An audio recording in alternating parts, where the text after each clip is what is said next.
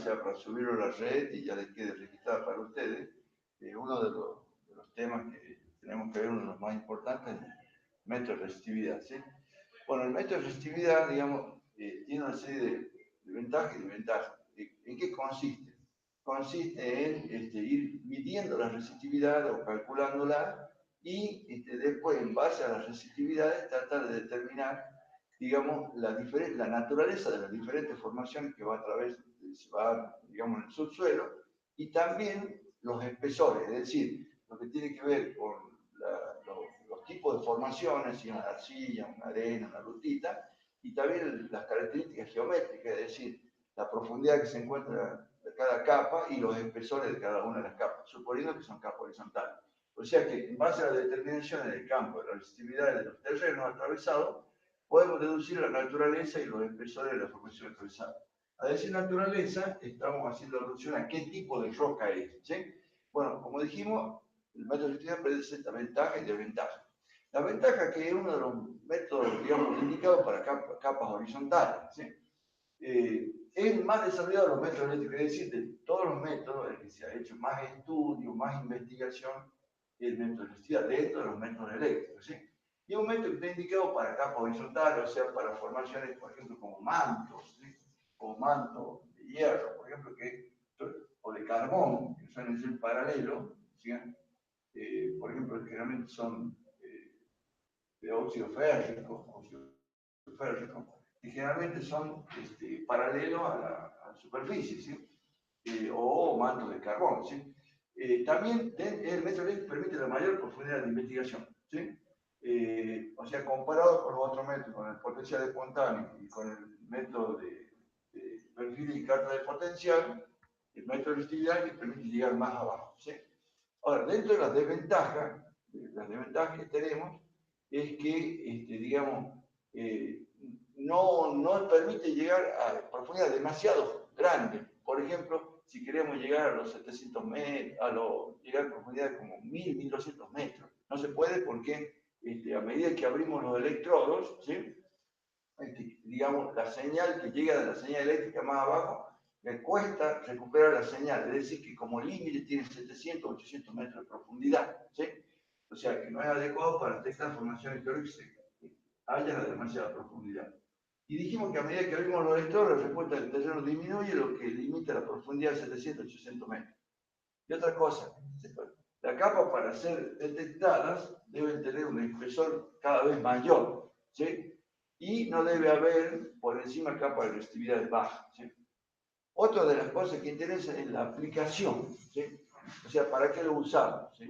Bueno, pues la aplicación, bueno, ya eso siempre lo recalco, ¿sí? Fundamentalmente para hidrogeología, es decir, para localizar, digamos, los acuíferos, así a qué profundidad se encuentran los acuíferos, la profundidad y el espesor de los acuíferos, o sea, los niveles freáticos, ¿sí? Digamos, acá en el Valle de Catamarca, eso encuentra mucha utilidad. ¿Por qué? Porque en la zona, por ejemplo, de Chundicha, de Coneta, esa zona, son zonas de riego, que tienen cultivo, y bueno, frecuentemente requieren así estudios para localizar a qué profundidad está el agua, porque si no lo tienen que hacer por vía superficial, a través de los canales. Se tienen que turnar los días en que se van a hacer el servicio de agua. Entonces, si un empresario que tiene dueño de esa tierra, digamos, hace la perforación y localiza los acuíferos, ya puede él solo aprovechar el agua con sus propias bombas, digamos, ¿sí? También se usa para obras civiles, es decir, para localizar a qué profundidad se encuentra el basamento cristalino, ¿sí? Es decir, la roca dura, ¿sí? Porque como nosotros sabemos, digamos, generalmente cuando uno está cuando se construyen las ciudades, las viviendas, son terrenos sedimentarios, ¿sí? Que están apoyados generalmente en la roca dura o basamento cristalino. Entonces, de acuerdo a la profundidad que se encuentre ese basamento cristalino, nos garantiza cierta estabilidad de las construcciones o no. Entonces, el interés es tratar de localizar, o sea, para hacer una obra civil, localizar a qué profundidad se encuentra el basamento cristalino, a la fin de asegurar la estabilidad y resistencia de las construcciones, como ser diques, represas, edificios, rutas, etc. ¿Sí? Y también hay otra variante que no solo es para capas horizontales y profundidad, que usando la variante de calicata eléctrica o perfilaje de resistividad, se puede detectar en estructura de desarrollo vertical. O sea, todo lo que sea discontinuidades verticales, por ejemplo, un pilón sería una cosa así, pilón que es vertical o subvertical, ¿sí? Fallas, contactos, diques, etc. ¿Sí? Esas son las aplicaciones. Bien, la metodología de trabajo, eso tiene que ver si lo puedo pasar para acá, ¿sí? A ver, la metodología de trabajo es tratar usando, digamos, el concepto que habíamos hecho en un práctico, que era, teníamos la resistividad, digamos, teníamos que delta de B, ¿sí? Igual, rho por I sobre 2pi, ¿sí? Bueno, había ¿cómo se llama? La fórmula, rho por I sobre 2pi por 1 sobre R, cuando teníamos el desarrollo, digamos, para un electrodo, o sea, como la distribución de potencial para un electrodo, ¿sí? Entonces, potencial para un electrodo. Y para dos electrodos, sería delta de B igual a rho por I sobre 2pi por 1 sobre R menos 1 sobre R', ¿sí? Bueno, en general y ya cuando teníamos dos distancias, ¿sí? Teníamos rho por I sobre 2pi por 1 sobre R menos 1 sobre R', menos 1 sobre R más 1. Esto lo hicimos en un práctico, o sea que, ¿cómo deducíamos la fórmula de la potencial en base a la fórmula básica para un electrodo y para dos electrodos? ¿Sí? Por de ahí, si uno despejara la resistividad ρ, se la acabo de delta de B, pasé delta de B sobre I, lo paso ahí dividiéndose, y sobre, digamos, delta de B sobre I, 2pi, ¿sí? Va a quedar 2pi acá, y si pasamos dividiendo todo este factor, lo vamos a poner un poco más acá, 2pi, por 1 sobre, todo el factor ese es complicado, 1 sobre R', 1 sobre R más 1 sobre R', bueno, todo ese factor me da delta de B sobre I, si por delta de B sobre I me da ρ, que es la resistividad, ¿sí? Este factor va a depender de qué tipo de dispositivo use, porque acá entran distancias entre los electrodos emisores y los electrodos receptores. Entonces, permutando esta fórmula me va a quedar así, 2pi por 1 sobre R, menos 1 sobre R', menos 1 sobre R, más 1 sobre R'. Y por delta de B sobre I. Esto depende del tipo de configuración electrónica que yo tengo, que vamos a ver que hay tres tipos digamos, de dispositivos electrónicos. Todo esto se simboliza con la letra K y queda ρ igual a K por delta de B sobre I, ¿sí? En donde K es igual a esa expresión, incluye todo esto que está acá, ¿sí? O sea que K va a ser igual a 2pi, ¿sí? Por 1 sobre R menos 1 sobre R', 1 sobre R más 1 sobre R. Bueno, lo importante es que nosotros acá determinamos esta fórmula que nos permite calcular la resistividad, en donde necesitamos saber para la resistividad la constante geométrica, que es el valor, lo que se conoce el nombre, con el que se conoce K, es constante geométrica, y, y que depende de la constante que tiene que ver con la disposición del electrodo y también de la lectura de la diferencia potencial de la intensidad de la corriente. Es decir, que para calcular una resistividad necesito saber la tensión o potencial, la corriente y las características geométricas del dispositivo, de qué distancia hay entre ellos, ¿sí? Entonces, volviendo a la diapositiva, vamos a ver que una vez que tenemos eso, o sea, una vez que llegamos al valor de K, esta es la fórmula más importante donde dice que la resistividad varía con la diferencia potencial, la intensidad de la corriente y la característica geométrica del dispositivo, o distancia entre los electrodos. ¿Sí? Bien, ahora, ¿cómo el procedimiento? ¿Sí? Teniendo en cuenta lo anterior, o sea que la resistividad varía con estos valores, ¿sí? Vamos ampliando, o sea, nosotros vamos ampliando la distancia entre los electrodos, ¿sí? Tenemos ahí, por ejemplo, M y N, los electrodos emisores, y vamos ampliando la distancia entre los electrodos emisores, ¿sí? Que son A y B. Vamos ampliando esa distancia, cada vez ampliando la distancia, y cada vez que ampliamos la distancia, ¿sí? Nos vamos más hacia abajo, ¿sí? Lo que hace aumentar la profundidad, ¿sí? Acá les muestro, digamos, por ejemplo, tenemos dos, dos electrodos emisores, A y B, ¿sí? Y dos electrodos receptores, que son el M y el N, ¿sí? Adentro está el centro de simetría oro. ¿Cuál es la metodología de trabajo más común? Es ir ampliando la distancia, sobre todo los electrodos emisores, por ejemplo, puedo poner A1, pasó a 2 o a prima 1, y de B1 pasó a B2. Es decir, que vamos abriendo los electrodos. A medida que vamos abriendo los electrodos, ¿sí? La onda eléctrica penetra cada vez más abajo y va atravesando las diferentes capas en profundidad. Por ejemplo, acá sería una onda de este tipo, que son semiesféricas, ¿sí? Y va atravesando las diferentes capas de tal manera de que investigamos en profundidad, ¿sí? Es decir, que la metodología es ir tratando de localizar en profundidad, por eso volvemos a la diapositiva, ¿sí? En donde, en base a los valores de resistividad que vaya recogiendo con la profundidad, voy a hacer una curva, una representación gráfica, ¿sí? O sea, vamos a ampliar el todo lo que hace aumentar la profundidad de penetración de la corriente y luego calculamos los valores de la resistividad, ¿sí? Una vez que tenemos los valores de resistividad, después graficamos la resistividad en función de la distancia entre los electrodos, que es proporcional a la profundidad, ¿sí? Ahí hay un ejemplo de cómo se grafica. A partir de la gráfica obtenida, se realiza una interpretación y se obtienen los espesores y la naturaleza de formaciones atravesadas. Ahora, acá hay un corte del terreno en donde, por ejemplo, estamos mostrando tres tipos de formaciones, ¿sí? Sería lo que sería un perfil de tres capas.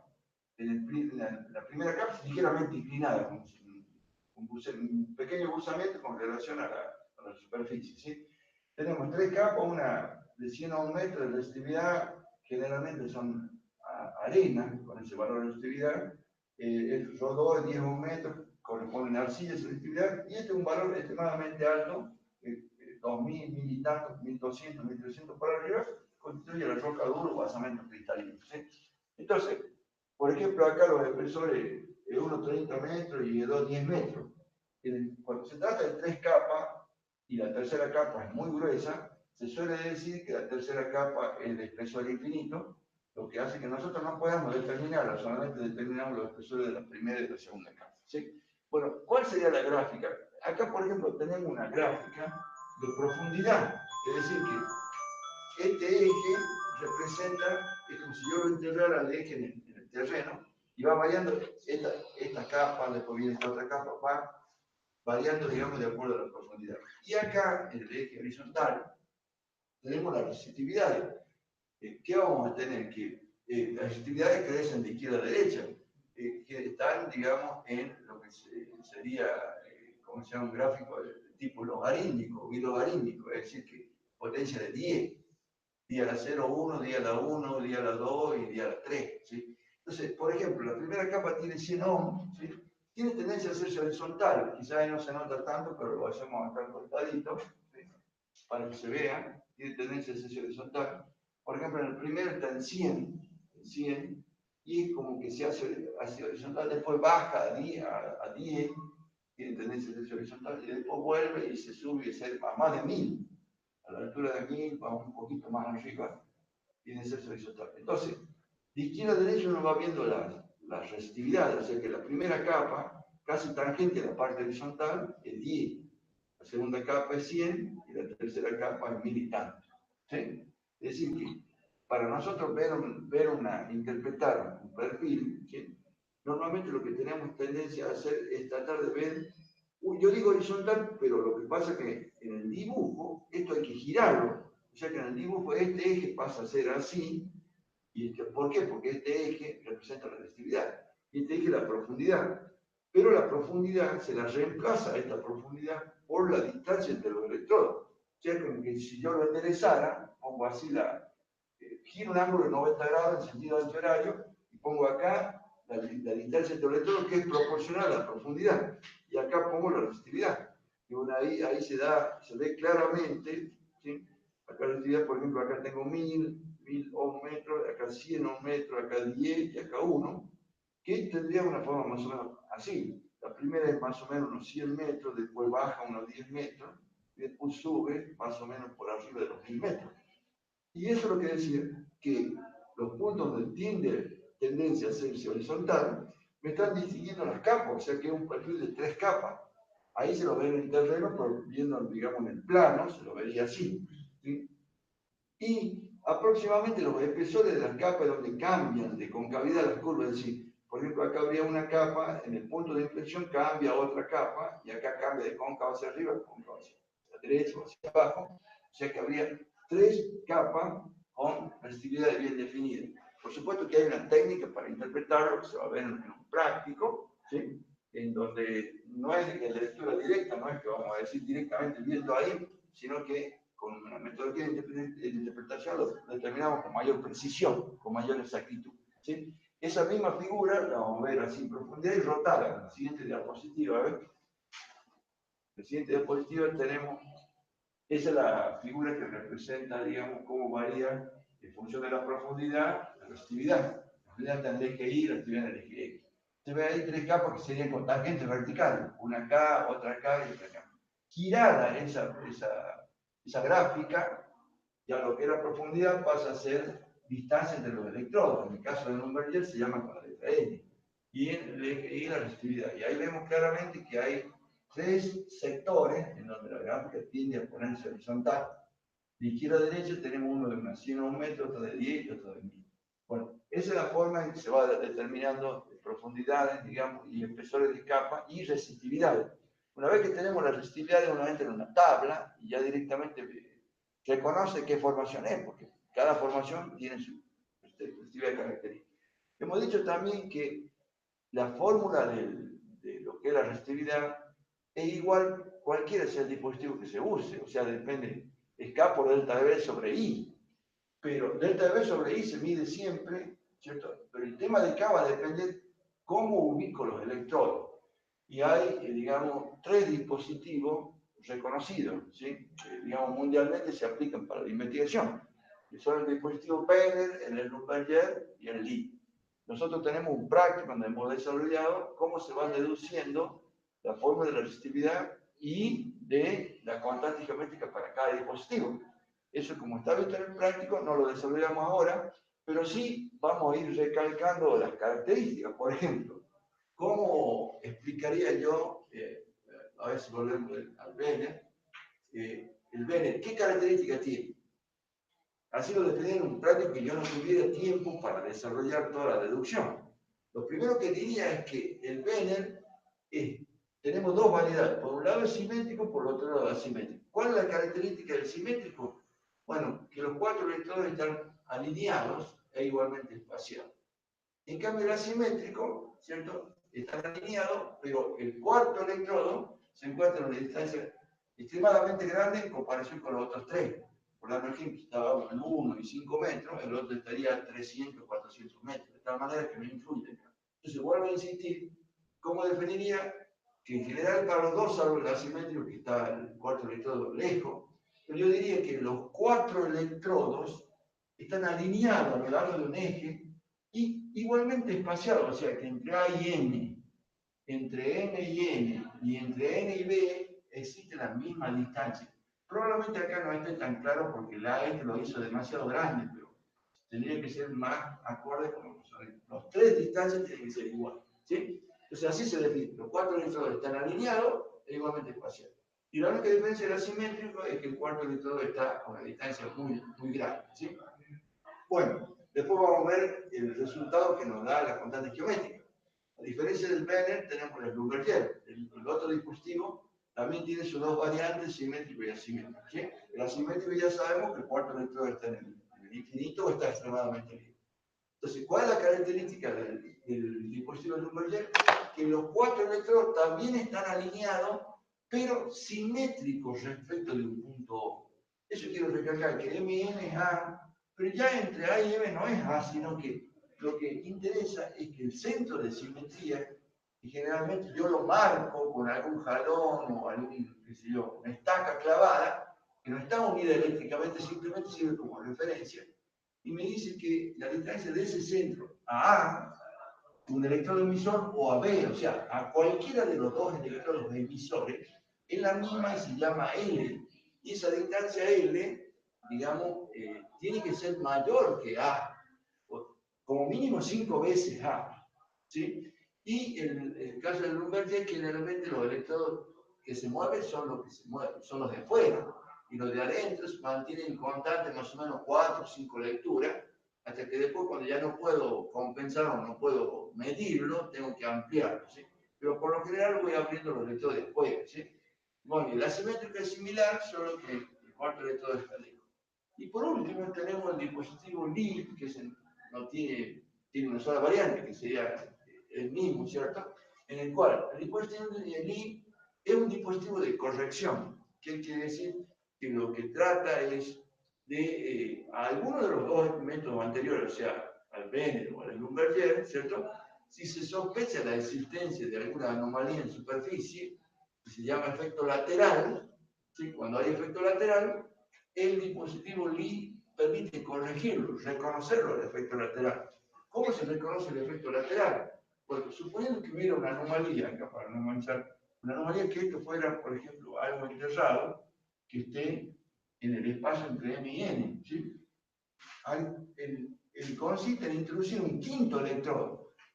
Por ejemplo, el Lumberger tenía una estaca clavada, pero no estaba unida eléctricamente. Este es un quinto electrodo que está unido eléctricamente a M y N. Si hubiera una anomalía en el terreno, algún, qué sé yo, mineral que sea muy resistivo o dieléctrico, puede ser una lente de mica, ¿sí? De algún cuarzo, algo de eso, o a la inversa podría ser algún elemento conductor, como algún mineral metalífero, o puede ser simplemente algo que esté enterrado que sea conductor. Eso va a hacer alterar la lectura, es decir, cuando yo hago dos lecturas, una entre MO y otra entre O y N. Si no hubiera esa anomalía en superficie, o sea, si no hubiera efecto lateral, las dos lecturas me darían similares o parecidas, por dar un ejemplo. Esto me dice 75 volts, te van a dar 73 volts, por dar un ejemplo. En cambio, si la anomalía existe, o sea, hay algo ahí, obviamente en el lado de la anomalía, o sea, entre MO me va a dar un registro más alto que en el lado de O y N. Es decir, cuando yo veo esa disparidad, ese contraste, me doy cuenta que hay algo en superficie que está alterando la lectura. Por eso es para corregir y de alguna manera tener un registro más fidedigno, más confiable, ¿sí? Bueno, esos 5 dispositivos, 2 para el BN, 2 para el NIO y para el I, hay una deducción que la vieron en el práctico, en el cual lo único que se van a diferenciar va a ser en la constante geométrica, que acá en la próxima diapositiva les mostramos qué valores da para cada uno.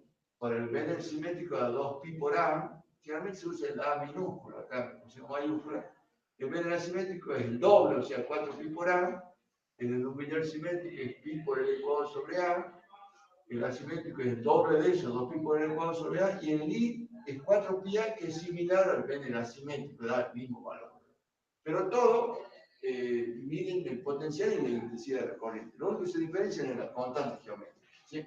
Bueno, a continuación, bueno, el método de las imágenes eléctricas no lo vamos a desarrollar porque es un método explicativo teórico que lo que logra es, a través de una deducción basada en la teoría de la reflexión de las imágenes, porque las señales eléctricas son imágenes, deducir una fórmula, que es la que vemos a continuación, ya la hicimos en la clase anterior, a ver, pasemos a la diapositiva.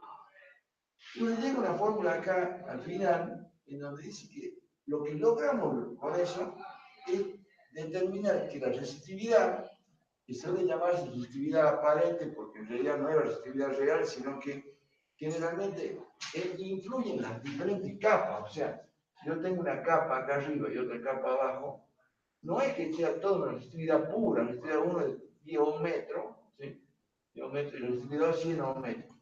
Pero dentro de la resistividad de 10 a 1 metro, puede haber otras inclusiones, que hacen que ese valor de 10 no sea real, sino que lo va a hacer alterar y probablemente cambie a 12. Lo mismo pasa con este. Y la corriente, a medida que va atravesando, ¿sí? Cuando ya se va aproximando a la capa de 100 a 1 metro, ya empieza a hacer sentir su influencia, de tal manera que tiende a levantar la resistividad. Por eso, cuando uno mide la resistividad, no está midiendo la real, sino la aparente, la que presenta en su conjunto la capa. Pero en realidad está influenciado por las capas limitantes y por las posibles inclusiones que pudiera haber dentro de esa propia capa que lo hacen alterar. Por eso le llamamos resistividad aparente. Entonces, la resistividad aparente, dijimos, volviendo ya a la diapositiva, vamos a ver que va a ir variando con el dispositivo eléctrico.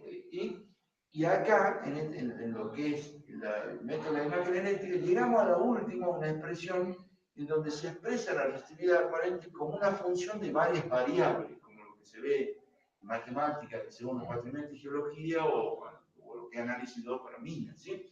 En donde vemos, por ejemplo, nosotros que vemos que Z es función de fxy, ¿sí? Bueno, acá vemos que la resistividad es función. La resistividad aparente de una función de la resistividad de las dos capas. Por ejemplo, para dos capas sería así. De los espesores de la capa, ¿sí? Y R es una constante geométrica, digamos, o sea, que depende de cómo es el dispositivo. O sea, para el Lumbeller sería la distancia A, para ver es A y para el Lumbeller es L. O sea, dependiendo del dispositivo, esa es una constante que tiene que ver la distancia entre los electrodos, ¿sí? Y esta fórmula B tiene un coeficiente en donde participan las resistividades, ¿sí? Y lo que logramos demostrar con eso es simplemente que la resistividad es función de varias variables. Lo que hacemos normalmente es, al ser tantas las variables, dejamos algunas de ellas fijas y a las otras, suponemos, medimos la variación de las otras, ¿sí? Porque es difícil tener el manejo de todas las variables al mismo tiempo, ¿sí? Vamos a continuación. El equipo de trabajo. Normalmente el equipo de trabajo, ¿sí? Es un potenciómetro, se conoce como potenciómetro. El potenciómetro tiene generalmente un adaptador de potencia que de dónde toma la energía, la fuente, digamos, yo puedo traer cualquier forma de entregarle, porque mi potenciómetro no tiene energía eléctrica, ¿cierto? Lo que hace es tomar de otra fuente. La fuente puede ser cualquiera, puede ser corriente continua o corriente alterna, ¿sí? La diferencia es que, por ejemplo, la corriente continua da lecturas mucho más claras, ¿sí? Pero no permite avanzar demasiado en profundidad. En cambio, la corriente alterna permite irse más abajo, pero las lecturas no son tan precisas. Una corriente continua podría ser que yo llevara este equipo de potenciómetro y de la misma camioneta o camión donde voy, abro el capot, enchufo la batería, los electrodos y los paso y vendrían desde la batería para acá, ¿cierto? Y este es un adaptador de potencia, que lo que hace es, si los valores de la batería son 12 voltios, en el orden de la decena de voltios, adaptarlo para que trabaje en el orden de los milivoltios. O sea, hace una reducción del potencial, digamos, en un transformador. Y de tal manera que no lo daña el aparato. Si la fuente, en lugar de ser corriente continua, fuera corriente alterna, podría ser un grupo electrógeno de esos generadores que usan en los supermercados, que sean los organismos de Estado, ¿sí? Cuando se apaga la luz, pero lo prenden con eso. Bueno, podríamos usar uno de esos también a partir de ahí y después transformarlo acá y adaptarlo al equipo medidor. El equipo medidor trabaja, que el potenciómetro trabaja por compensación. ¿Qué quiere decir compensación? Que tiene dos pequeños, digamos, cajas o receptáculos con baterías, es decir, con pilas. ¿Y qué hace la caja o receptáculo? A medida que entra corriente, manda una corriente en sentido opuesto. Y la voy graduando hasta que mi energía que sale del potenciómetro lo neutraliza la corriente que viene de afuera.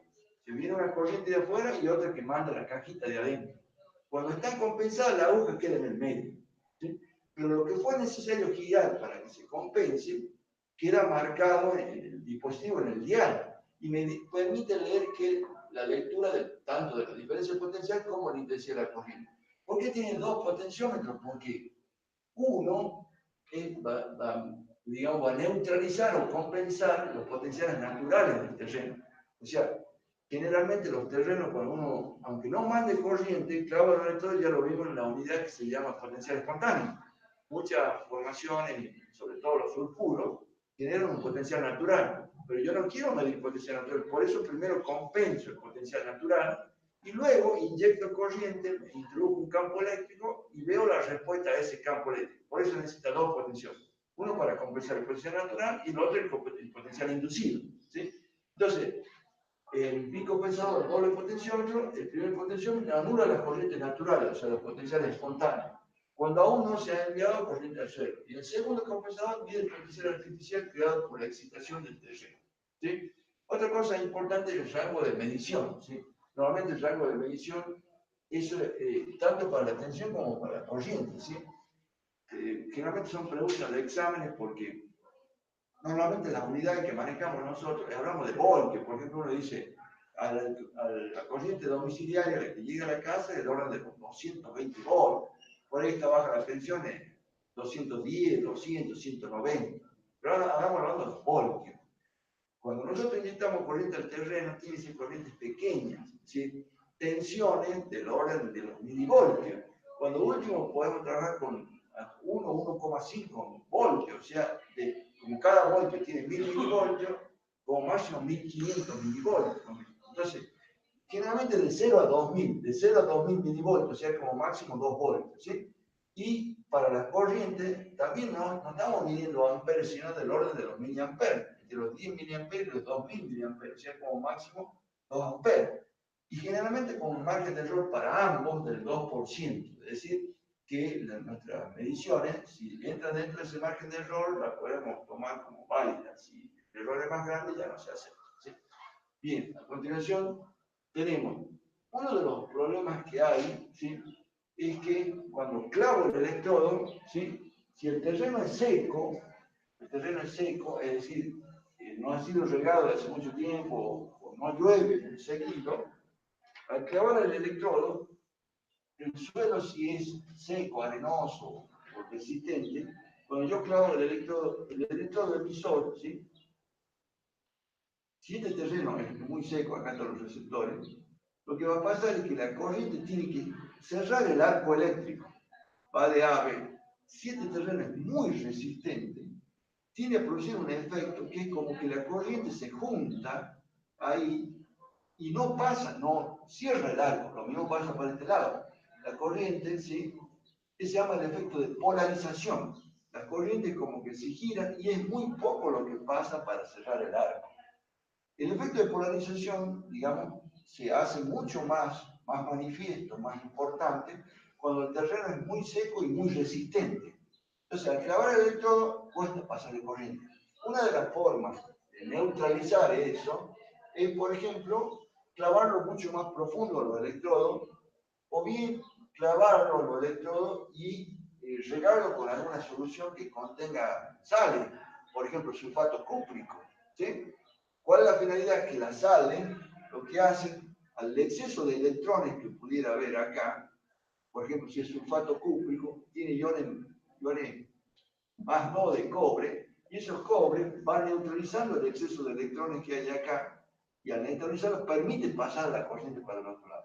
Otra cosa, en lugar visto desde arriba, ¿sí?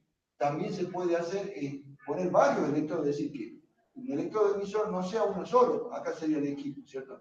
Que no sea un solo emisor, sino, por ejemplo, varios, que llegue hasta el punto donde yo quiero clavar, este sería mi eje, pero ahí pongo varios electrodos conectados en serie, ¿sí? A través de un mismo cable arriba, que pueden ser entre 4 o 5 electrodos, ¿sí? Por ejemplo, hay 4, ¿sí? Hay 4 electrodos, conectados uno al lado del otro.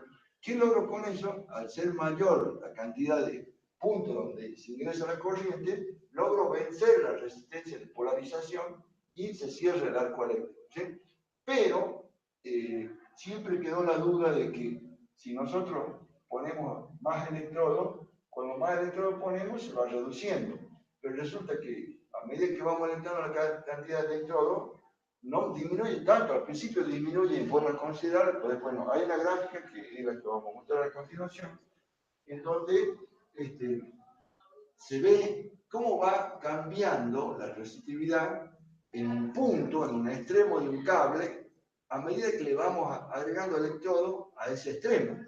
Por ejemplo, si acá graficáramos la cantidad de electrodos, que acá sería una tabla con el número de electrodos, en el eje X, y en el eje Y graficáramos cómo va cambiando la resistividad.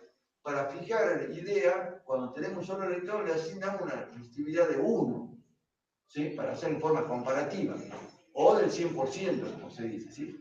Si nosotros clavamos 2 electrodos, acá ves, en uno sería bastante alto, y clavamos 2 electrodos, ya baja, ¿ves? Anda cerca de 0,5, que es el valor 0,63.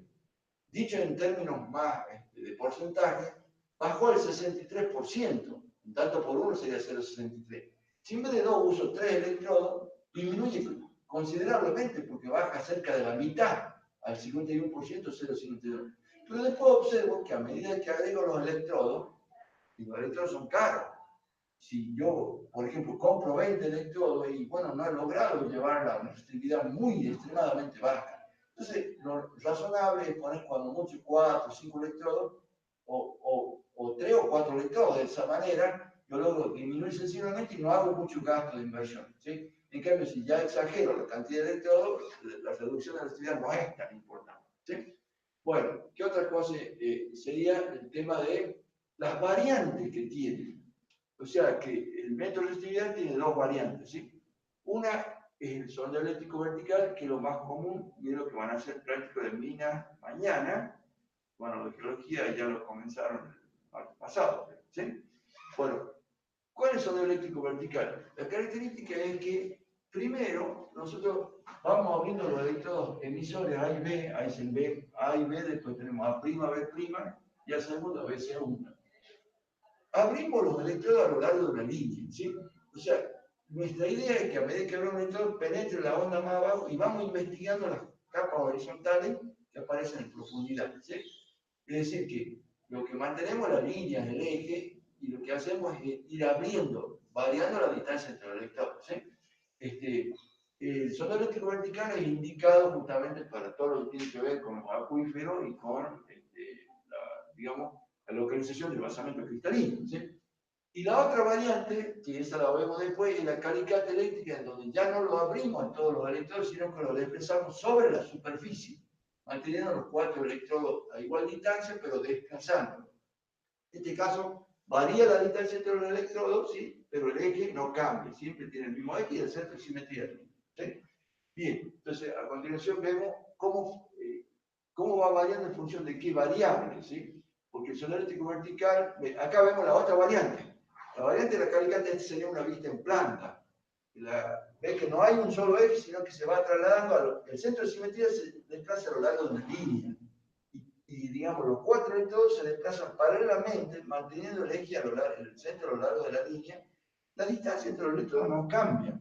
Lo que cambia, digamos, es la coordenada del centro, ¿sí? Porque va cambiando permanentemente a lo largo de la línea, pero la distancia entre los electrodos no cambia. Este tipo de dispositivo es más apto para hacer investigación de digamos, todo lo que sean discontinuidades o anomalías verticales, ¿sí? Lo que son fallas, contactos, beta. Es menos usado, pero, digamos, cuando hay una finalidad específica de investigar sobre el posible yacimiento de forma vertiforme, con discontinuo con respecto al terreno, usaría esto, ¿sí? En cambio, para hidrogeología usaría el otro, que es el sondeo eléctrico vertical.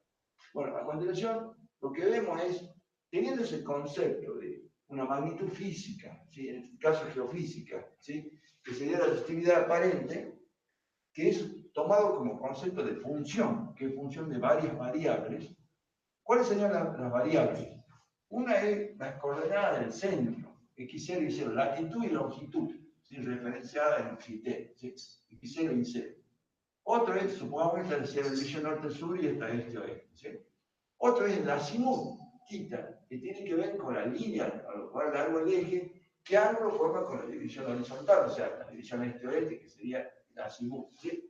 Y por otro lado tenemos los valores que son característicos, digamos, del dispositivo. A y B va a depender del dispositivo. En este caso le llamamos de forma genérica a la distancia que hay entre el centro de simetría y uno cualquiera de los receptores. Es para dar una idea en forma general. Y entre el centro de simetría y uno cualquiera de los emisores le llamamos B, ¿sí? Entonces, esos son valores que pueden variar o quedar fijos. Y por último están los valores propios del terreno, que si suponemos un perfil, digamos, sedimentario que tenga dos capas, va a tener un espesor de 1 y de 2 característicos y una resistividad de ρ1 y ρ2 característicos. De acuerdo a la variante que yo use, algo de eso queda fijo y el resto cambia. Por ejemplo, las coordenadas, acá vamos distinguiendo, x0 y 0 son las coordenadas del centro de simetría. Θ el azimut, A el semiespacio entre M y N, B el semiespacio entre A y B, E1 y E2 espesor de las capas, y R1 y R2 resistividad de las dos capas. Ahora vamos a ver qué es lo que varía y qué queda fijo en la próxima diapositiva. Nosotros, ¿qué es lo que vamos a hacer? En el sondeo vertical lo que vamos a hacer es ir cambiando, abriendo hacia afuera. A medida que abrimos hacia afuera, generalmente abrimos A y B, pero también en el caso de N también vamos abriendo M y N. O sea que este valor indicado con A o B son los que van a ir cambiando, ¿sí? En cambio, la coordenada del centro va a permanecer siempre igual, lo mismo que los espesores y la resistividad de las capas atravesadas. Lo que va cambiando son las distancias entre los electrones, ¿sí? Esa es la característica del sondeo eléctrico vertical, ¿sí? Vamos a continuación. Y en comparación, haciendo una comparación con la calicata eléctrica, la calicata que tenemos, que lo que nosotros desplazamos a lo largo de un eje, las coordenadas del centro de simetría, ¿cierto? Se van a ir desplazando, por ejemplo, acá la primera coordenada de x0 y 0, bueno, y al trasladarse esto así, de forma, digamos, paralela, los cuatro ejes en forma paralela, se desplaza el centro, bueno, acá no cayó perfectamente, pero el centro estaría ahí, y ya tiene otra coordenada, x1 y 1, ha cambiado la coordenada del centro. Y como los cuatro electrodos están a la misma distancia, A y B no cambiaron, siguen estando de la misma forma. Entonces, acá que dejamos fijo, A y B, distancia entre los electrodos, los espesores de las capas siguen siendo los mismos y la resistividad de las capas igual. Lo que ha cambiado son las coordenadas geográficas del centro y se han ido desplazando a lo largo de la línea. ¿Sí? Bien, vemos a continuación, digamos, ¿qué pasa? Que todo método que veamos nosotros de prospección, en este caso geofísica, digamos, tienen fuentes de error. ¿Sí? Hay métodos que son muy precisos y otros métodos que tienen una alta causa de error. ¿Sí? Por eso hay que saber distinguir los errores y saber la forma de corregirlos. ¿Sí? ¿Cuáles son las causas de error o falencia en la interpretación? Una de ellas que nosotros, para poder deducir las ecuaciones, nos basamos en condiciones teóricas que no son reales, porque suponemos capas horizontales, por lo general no suelen ser así, sino con una ligera inclinación, homogéneas, es decir, con la misma condición química y meteorológica, e isótropa, es decir, que la electricidad se propagaría con la misma velocidad en todas las direcciones, lo cual no suele pasar así, porque la resistividad, la corriente eléctrica tiene direcciones prioritarias, suele ir paralela a la estratificación o a la línea de clivaje, ¿sí? Y en forma perpendicular a la estratificación le cuesta más atravesar. O sea que son todas condiciones teóricas que en la práctica no se cumplen. También tenemos presencia de pequeñas discontinuidades dentro de cada capa. Un ejemplo, supongamos que nosotros tenemos una capa superficial, supongamos que sea arena la capa, con una resistividad media de 80 a 1 metro, ¿sí? Y que tenga unos 40 metros de espesor, ligeramente inclinada, o sea, no paralela a la superficie, sino ligeramente inclinada. ¿Qué pasaría? Si la resistividad fuera más o menos constante en toda la capa, daría una curva más o menos como esta que está en línea de punto. ¿Qué quiere decir? Que es más o menos horizontal, o sea que la tangente casi coincide. Pero la realidad no me va a dar esa línea así, sino que me va a dar como una serie de inflexiones debido a diferentes causas. Una de las causas es que si es una capa, digamos, superficial, como supone que es una capa arenosa, digamos, con vegetación, ¿sí? Que está expuesta a la lluvia, etcétera, se desarrolla vida orgánica, como es algas, lama, pasto, esas cosas. Entonces, va a tener otros constituyentes que no están previstos que los tengan. Por ejemplo, la parte de arriba va a tener coloides orgánicos, ¿sí? Humedad retenida. A medida que vamos más abajo, ¿cierto? Va a haber una capa donde hay predominio de cationes, calcio, sodio, litio. Y a medida que vamos más abajo, va a haber otra capa donde tenga aniones, ¿sí?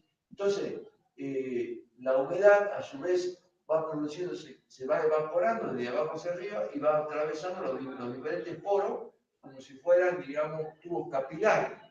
La distancia entre los granos del sedimento hace que se formen una especie de tubo y van, digamos, transpirando o evapotranspirando. Es una evaporación que se produce por efecto capilar. Todo eso hace de que, al tener diferentes, digamos, niveles químicos, no tenga un trazo continuo, sino que tenga una serie de inflexiones o curvas. ¿sí? Por lo tanto, no me va a dar lo que yo espero que me dé, ¿cierto? Sino que uno lo que tiende a hacer es hacer como si fuera, digamos, una correlación, ¿sí? Hacer una interpolación gráfica y darle una forma más o menos continua. Pero en realidad, los puntos no van dando perfectos, sino que van así como salteados, ¿sí? Bueno, ¿qué otro tipo de fuente de error hay?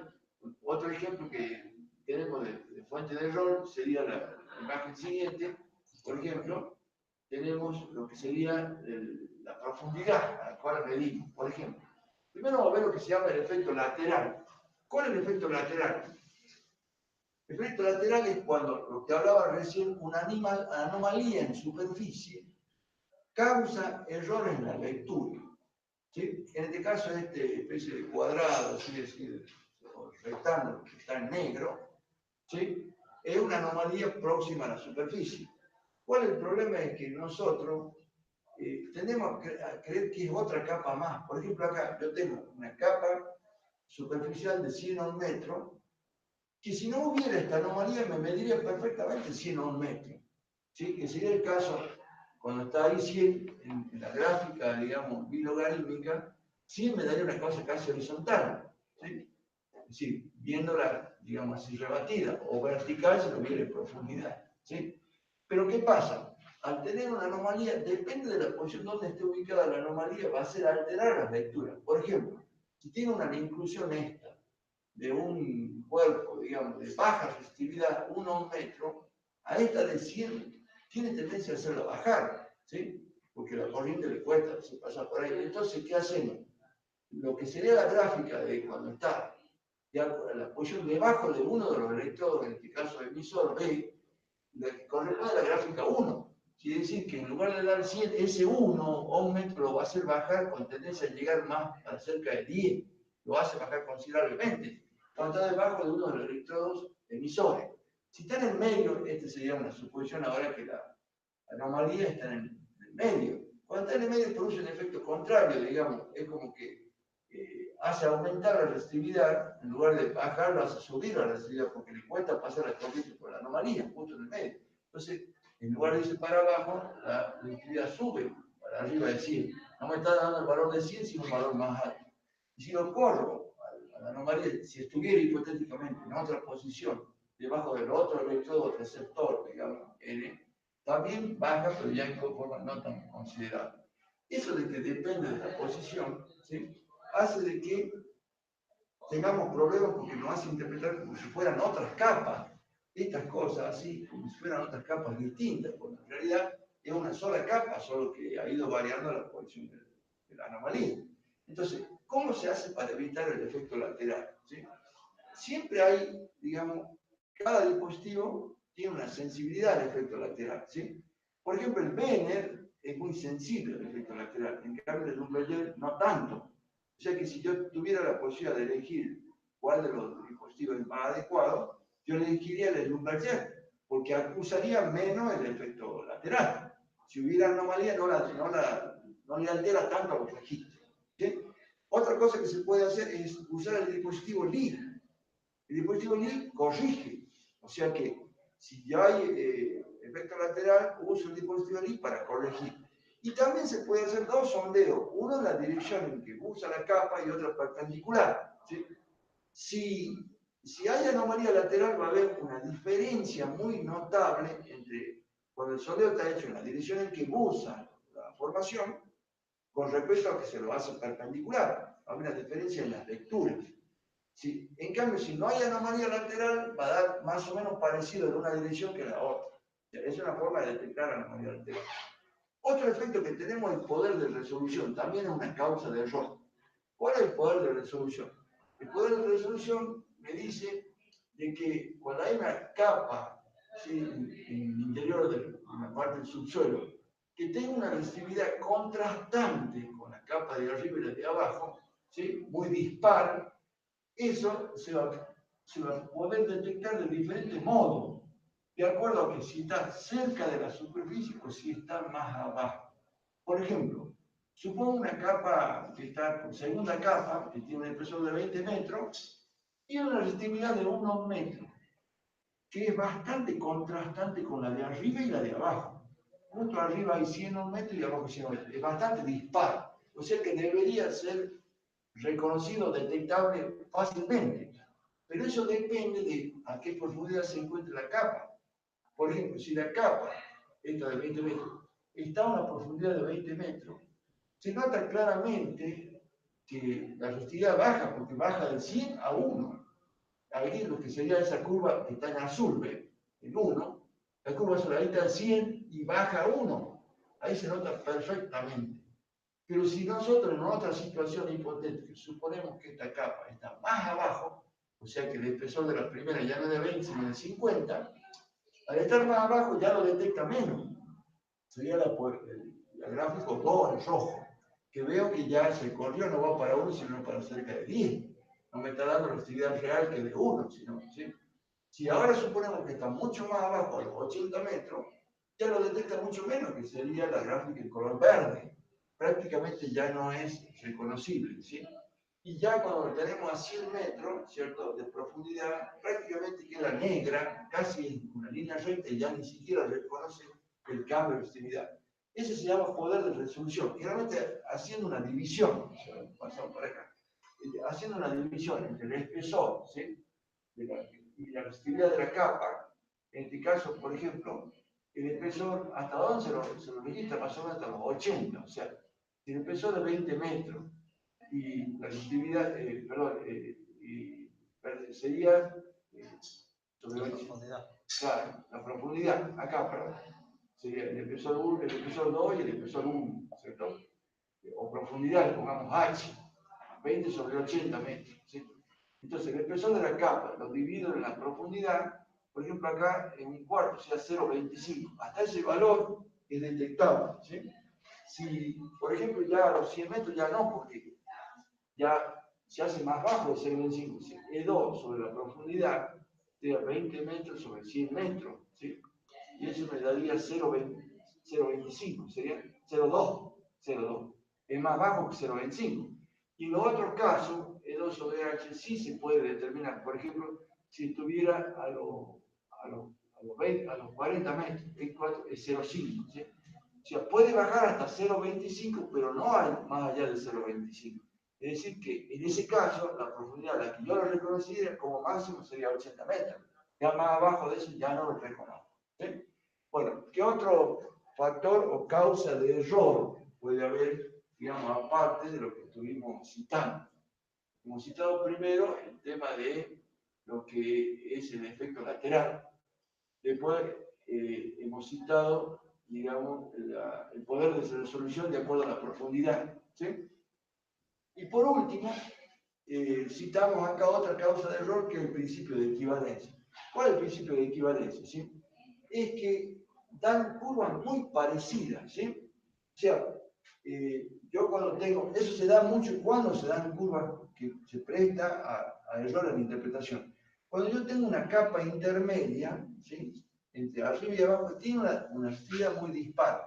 Por ejemplo, si fuera muy conductora, si esta capa de abajo, esta la vamos a llamar Ρ n, la de arriba es Ρ n menos 1, ¿sí? A ver, y el de abajo Ρ n más 1. ¿Qué pasa? El Ρ n es menor que el de arriba y es menor que el de abajo, ¿sí? Se nota mucho, por ejemplo, que esto fuera 1 a 1 metro y esto acá fuera 200, arriba y abajo. Al ser muy dispar, si la capa tiene resistividad baja, es muy conductora. ¿Qué tendencia tienen que hacer las líneas de corriente cuando la capa es conductora? Cuando la capa es conductora, la línea de corriente tiene tendencia a quebrarse y viajar paralela a la capa, ¿sí?, tratando de circular lo mayor posible por la capa. En cambio, cuando es resistiva, tienden a circular en forma perpendicular a la capa. O sea que ahí me noto que la capa de arriba, digamos, es muy resistiva porque la corriente tiende a atravesarlo rápidamente, para pasarlo rápido y ir a otra donde se va a mantener más tiempo que la conductora. Una vez que pasó de vuelta a la resistiva, va a volver a ponerse perpendicular, ¿sí? Cuando pasa eso, cuando hay mucho contraste, se da una proporcionalidad entre el espesor y la resistividad, ¿sí? Eso me gustaría verlo también acá, ¿sí? Para que veamos, se trata de una proporcionalidad directa. Por ejemplo, supongamos que el espesor fuera esa relación que ahí está indicada con C, ¿sí? Por ejemplo, el espesor fuera de 20 metros y la resistividad fuera de 40 o 1 metro, ¿sí? 1 metro. Eso le podríamos llamar como un E1 y un ρ1, ¿sí? Esa relación 20-40 sale 0,5, ¿sí? Pero cualquier otra relación que saliera 0,5, por ejemplo, si fuera el doble del espesor, 40 metros, y fuera el doble de la resistividad, 80 o 1 metro, el cociente va a dar lo mismo, se va a seguir dando 0,5. O sea, si lo llevo al triple, ¿sí? Por ejemplo, 20 por 3, 60, y 40 por 3, 120, la división va a salir dando lo mismo. Si, digamos, 0,5. Es decir, cuando el cociente entre dos magnitudes me da un valor fijo, se dice que son directamente proporcionales. A medida que crece uno, crece la otra. Y la forma de la curva es exactamente lo mismo, ¿sí? Entonces, volviendo, digamos, a lo que sería la diapositiva, ahí vamos a notar cómo se manifiesta esa proporcionalidad, ¿sí? Cómo a medida que vamos como se aumentando los espesores, aumenta la resistividad. Por ejemplo, acá tengo en el caso de lo que es el gráfico para una capa conductora. ¿Cómo me doy cuenta en el gráfico si los espesores son grandes? Me doy cuenta los puntos donde cambia de concavidad la curva. Ahí hay uno y hay otro. La distancia entre los puntos de inflexión me dan los espesores. Por ejemplo, esta distancia es una, esta distancia es otra, esta distancia es otra, y así. ¿Y cómo me doy cuenta cuáles resistividades son más grandes? Porque de izquierda a derecha las resistividades van creciendo. Acá dice 1 metro, 10, 100 y así. Entonces, si hago una comparación, por ejemplo, esta primera capa grande tiene un espesor grande, E1, porque la distancia entre los puntos de inflexión es grande. Pero además tiene una resistividad ρ1 grande que anda de 100, 1000 metros. O sea que hay una proporcionalidad entre espesor grande y distancia grande. ¿Qué pasa si se achica el espesor? La distancia entre los puntos de inflexión es más chica. Ya corresponde a lo que sería ahí como E2, enseñado como E2. Pero a su vez la resistividad es menor, el orden de los 100 a 1 metro. Y si todavía lo achicamos más, lo llevamos a E3, un espesor mucho más chico, y la resistividad también bajó hacia la izquierda al orden de los 10 a 1 metro. Esa proporcionalidad hace que nos crea cierta incertidumbre porque nosotros no sabemos cuáles son esos pares. Puede ser E1, ρ1, puede ser E2, ρ2, puede ser E3, ρ3. Entonces queda indefinida la resistividad. Y lo mismo pasa al revés. O sea, en el caso, este es para capa conductora. Si la capa fuera resistiva, ¿qué quiere decir resistiva? Que esta capa de abajo tiene una resistividad mucho más alta que la de arriba y la de abajo, la que está en el medio. ¿Sí? Por ejemplo, que acá tuviera 100 ohms metro o 1000 ohms metro y acá hubiera 1 y 1. ¿Sí?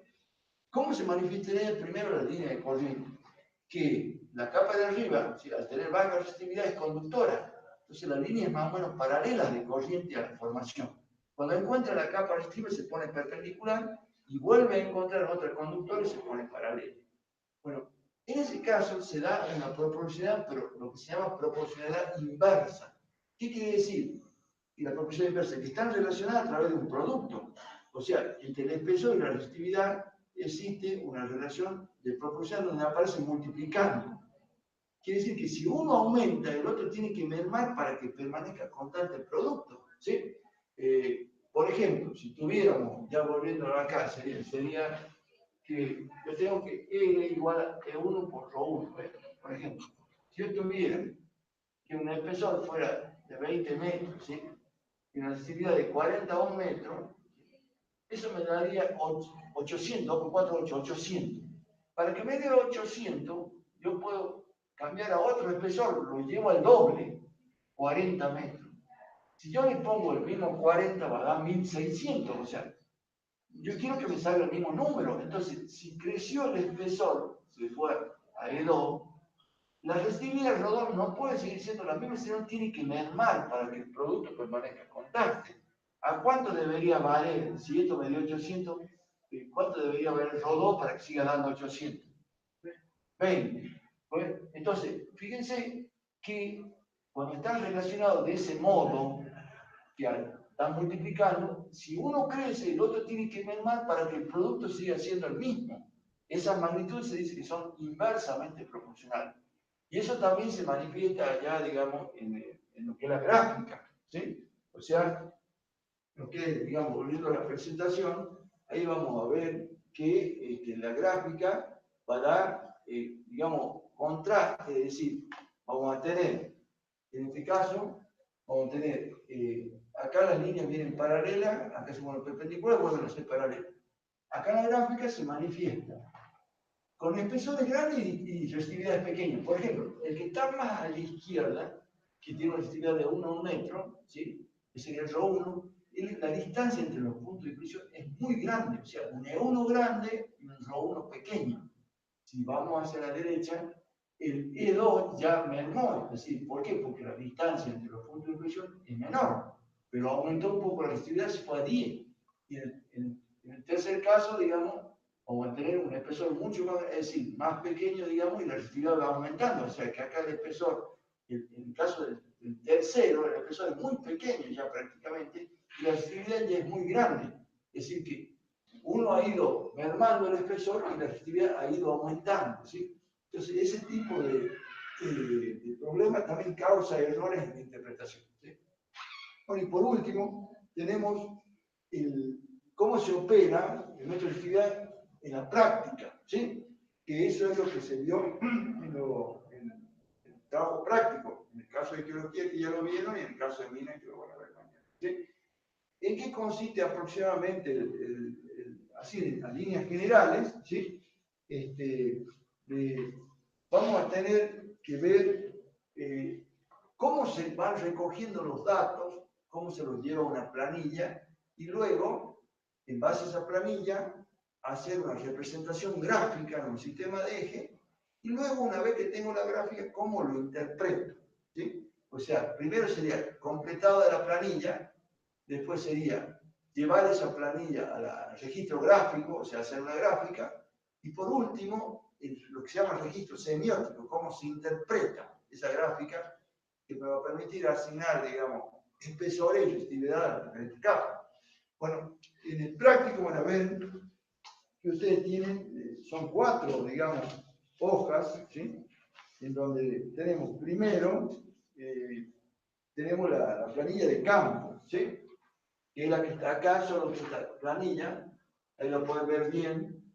Nosotros estamos usando la variante del dispositivo Schlumberger, que tiene la distancia L entre, sería B sobre 2, o sea, desde el emisor hasta el centro, después la distancia entre los dos receptores, que es la, y ahí vemos que tenemos columnas, ¿sí? En la tabla, para la intensidad de la corriente y para la diferencia potencial, ¿sí?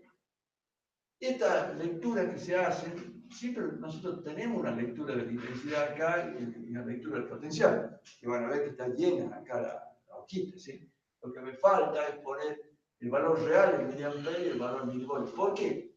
Porque si yo, va a depender de la zona donde esté, hay zonas donde tienen registro alto de corriente de tensión. Por ejemplo, yo lo tengo calibrado a un aparato para medir el orden de la decena de los milivolts, 10, 20 milivolts. Justo voy a un lugar donde la tensión es muy alta, la que viene de abajo, y de 300, 400 milivolts. Ya no entra dentro de mi escala. Entonces, ¿qué tengo que hacer? Cambiar la escala para poder registrarlo.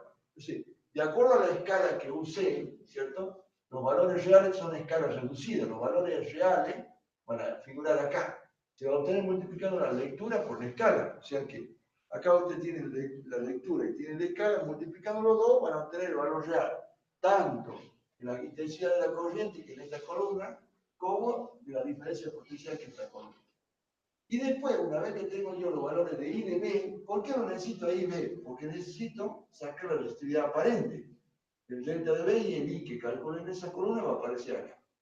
Y la constante geométrica va a depender de estos valores, porque depende de L y de A. La fórmula de la constante geométrica está acá. Pide una constante entre 14 y L y A lo saco de esas columnas. Entonces, reemplazando ahí, voy a ir calculando los diferentes valores de K, y en base a K y delta de BI, voy a ir calculando los valores de expresividad. Este valor de acá es lo que yo quiero determinar. Cómo ha ido variando la resistividad en función de la distancia entre los electrodos. Después voy a hacer una gráfica, ¿sí? Para usar la gráfica vamos a usar papel bilogarítmico, ¿sí? Que es el que está acá. ¿Sí? Ahí, por ejemplo, el papel bilogarítmico, sería bueno que lo vean acá. A ver, ¿sí? ¿Cómo sería? Supongamos que yo tengo una... ¿Cómo va variando el papel bilogarítmico? Yo tengo acá. Va en escala de potencia de 10, ¿sí? Para allá y para acá. O sea, este sería 1, el próximo módulo es 10, el próximo módulo es 100, ¿sí? Generalmente la distancia va mermando, por ejemplo, 10, de 0 al 10 es mucho mayor que del 10 al 100, ¿sí? Y del 100 al 1000 también un poco menos, ¿sí? Lo mismo pasa para acá, ¿sí? Tengo el 10 acá, el 100 sería como menos acá, 100, después 1000, ¿sí? Bueno, en el eje Y se van a representar las resistividades, no metros, ¿sí? No metros. Y en el eje X, la distancia entre los electrodos, que es L expresada en metros, ¿sí?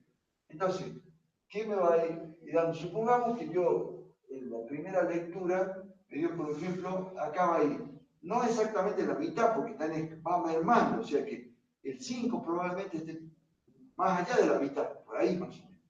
Y de ahí va el 6, el 7, el 8 y el 9, como que van mermando las distancias. Por dar un ejemplo, si fuera 6 metros, digamos, la primera lectura del L fuera 6 metros, y que ese sería el L1, y la resistividad del ρ1 supongamos que fuera 20 ohms metros, para dar un ejemplo, ¿sí? Bueno, con 6 no hay problema, porque está ahí, sería esta línea, se puede decir, ¿sí?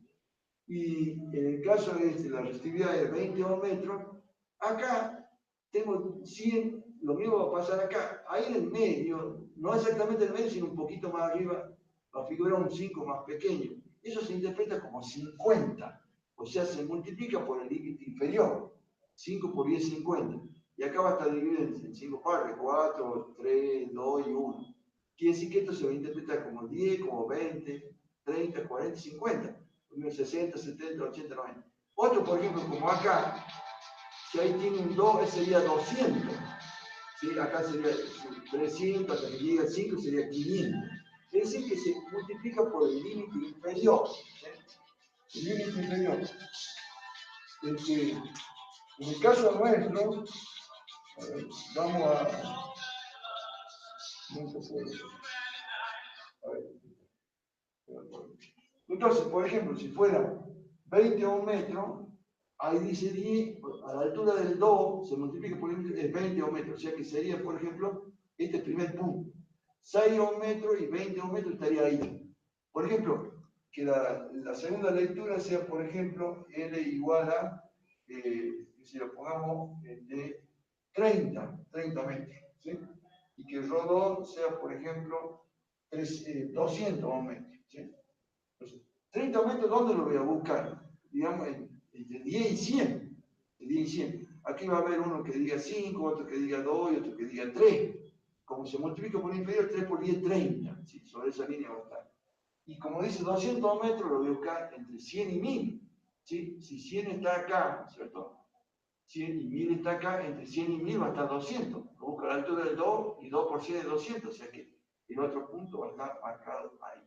Bueno, ahí voy a tener una serie de puntos, que después uniéndolos voy a tener la gráfica de la curva, ¿sí? O sea que vamos a usar el papel bilogarítmico, ¿sí? Donde vamos a graficar la curva, y después la curva que da generalmente suele ser así característica, o sea, normalmente tiene una curva que tiene una forma más o menos así, la curva. Por ejemplo, ustedes ya estarían en condiciones de decir cuántas capas tendría este perfil. Tres, porque acá es tangente y tangente, ¿está? Bueno, una vez que yo tengo la forma de la curva, me voy a lo que serían las curvas patrón, que son, digamos, una carpeta con 200 curvas, 200 y tanto, donde de acuerdo a la forma que tenga la curva voy a ir a comparar directamente con las de ese tipo. O sea que en esa carpeta se llaman curvas de Orellana-Money, en donde hay curvas de 2, de 3, de 4 capas. ¿Qué voy a hacer yo? Me voy a ir a buscar la que tenga 3 capas. Bueno, acá justamente nosotros hemos seleccionado las curvas patrón que son de 3 capas, ¿sí? Se nota bien que tienen esos tres tangentes, como decimos. ¿Y qué vamos a hacer nosotros? Bueno, acá no lo tengo el papel de calcar, pero imaginamos que sea esto. Lo que nosotros vamos a hacer es, una vez que está la curva de campo, que está ahí, supongamos, la calcamos, es decir, que la ponemos acá y la calcamos a la curva de campo. Y esa curva calcada, o sea, estaría acá, la curva marcada, vengo y la superpongo con la curva patrón, ¿sí? Y veo con cuál de ellas se parece más, o sea, que va a estar la curva calcada y se va a superponer, con alguna va a tener cierta similitud. Cuando esté superpuesta, ¿sí? Ahí voy a anotar los valores que aparecen en la curva, porque la curva tiene un cuadrito característico, ¿sí? Acá abajo, y tiene 3 números arriba. En base a esos números, yo voy a ir sacando los espesores y la resistividad de cada capa, que eso lo van a ver bien mañana, digamos, en el caso de lo de mineros, de geología ya lo conmigo, ¿sí? Bueno, y al último, cuando yo tengo los espesores y la resistividad de cada capa, una cosita para aclarar es que tiene que estar en la misma escala el papel bilogarítmico que el dibujo, claro, para que puedan ser comparables las curvas, ¿sí? Por eso está normalizado que la escala del papel bilogarítmico es de 65 milímetros. 0,65, sí, 65 milímetros. Entonces, ¿qué van a hacer? Una vez que ustedes tienen listado, por dar un ejemplo, E1 igual a 5 metros, por dar un ejemplo, Ρ1 igual a 10 metros. E2 igual a 30 metros, Ρ2 igual a, qué sé yo, a 80 metros. ¿Sí? Me hago un perfil a escala, digamos, a escala, ¿sí? De que más o menos represente esas variaciones de espesor. Por ejemplo, de 1 a 5 metros elijo una escala adecuada, va a ser un valor pequeño. Puede ser 1 en 100, 1 en 50, 1 en 1000, ya ven cuál es la escala adecuada. ¿Sí? Este sería, por ejemplo, E1 igual a 5 metros, ¿sí? Los espesores. Acá tendríamos, pone E y Rho. Acá tenemos E1 igual a 5 metros y Rho1 sería 10 metros. ¿Sí? Pongamos acá, Rho1, 10 metros. Entonces, más o menos serían, por los valores de metros son valores de una arcilla, le hago una rastra que representa una arcilla. El otro es mucho más grueso, un espesor de 30 metros, 7, 5, va a ser 5 por 6, 3, 2, 3, 4, 5, 6, más o menos un espesor mucho más grande, que conserve la escala. Y si tiene una resistividad de 80, 90 o 1 metro, están en el orden del tipo de formación de la arena, son valores característicos de la resistividad de la arena. Ahí le pondré un E2 que tiene 30 metros, y la resistividad del Rho2 que en este caso es 80 o 1 metro. ¿Sí? 80. Es decir que, miren, supongamos que la tercera capa fuera de espesor infinito, que fuera el basamento, entonces acá un E3 no lo voy a poder determinar, porque es muy espesa, muy gruesa la capa. Y la Rho3 que tenga un valor alto, por ejemplo 1400 o 1 metro. ¿Sí? Entonces, esto ya va a ser basamento cristalino. Entendí como si fuera una roca ígnea, ¿sí? Entonces, yo solamente puedo marcar la resistividad, no más la tercera capa del espesor, no, porque el espesor de infinito. En mi caso sería, dijimos, 1400. Entonces, termina, digamos, todo el proceso con un gráfico representativo del perfil sedimentario estratigráfico, donde puedo reconocer a simple vista cuáles son, digamos, los espesores y la resistividad de cada capa, ¿sí? Para poder identificar la naturaleza, ¿sí? Bueno, eso sería, digamos, lo referente a lo que es resistividad, ¿sí? También vamos a ver después, ¿sí? A continuación, si estamos con tiempo, para por lo menos introducirnos en la otra unidad, que es otros métodos de ley, ¿sí? No sé si tenemos acá. Paramos. Sí. Bueno.